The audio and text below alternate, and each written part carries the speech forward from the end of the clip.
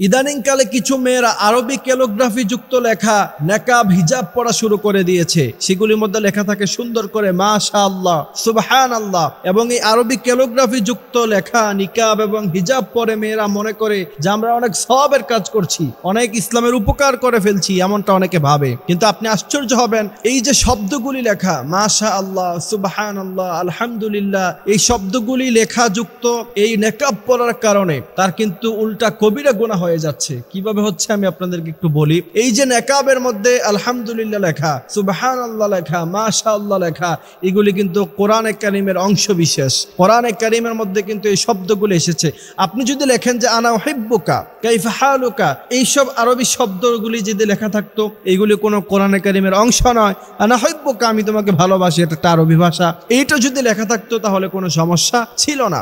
আমার নজরে অনেক পড়েছে, রাস্তাঘাটে হাঁটলে অনেক সময় দেখি যে আরবি ক্যালিগ্রাফি যুক্ত লেখা নেকাব হিজাব পরে মেয়েরা রাস্তার মধ্যে বেরোচ্ছে এবং নিজেদেরকে অনেক স্মার্ট ভাবছে যে ইসলামের অনেক উপকার করছি। কিন্তু এই যে শব্দগুলি নিয়ে তার হিজাবের মধ্যে লেখা, হঠাৎ রাস্তার মধ্যে যদি তার ওয়াশরুমে যাওয়া প্রয়োজন হয়, মাশাআল্লাহ, সুবহানাল্লাহ, আলহামদুলিল্লাহ লেখা এই কাপড় নিয়ে সে কিন্তু ওয়াশরুমে ঢুকলে তার কবিরা গুনাহ হবে। এটা নিয়ে কিন্তু সে ঢুকতে পারবে না। এমত অবস্থায় সে যদি ঢুকে তাহলে কিন্তু তার কবিরা গুনাহ হয়ে যাবে। এরপরে অনেক সময় মেয়েদের হাইজ হয়, নিফাস হয়। এই হাইজ অবস্থায় কোরআনে কারীমকে স্পর্শ করা সম্পূর্ণভাবে হারাম।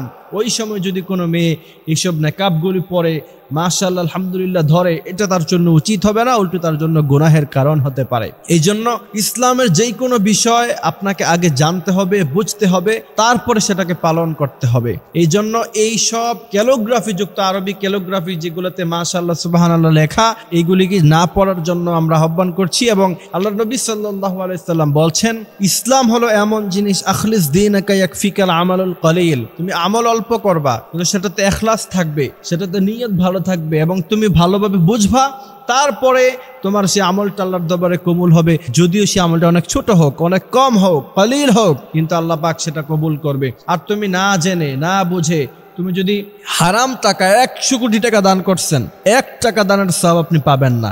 1000 কোটি টাকা দান করছেন, বুঝলেন 1000 কোটি টাকা কত হয়? 1000 কোটি টাকা দান করছেন, বিশ্বনবী বলছেন 1 টাকার সওয়াব তুমি পাবা না যদি সেটা হারাম হয়। এই কারণে ইসলামটাকে আগে বুঝতে হবে, তারপর মানতে হবে। আল্লাহ সুবহানাহু ওয়া তাআলা আমাদেরকে এই কথাগুলি বোঝার তৌফিক দান করুক, আমিন।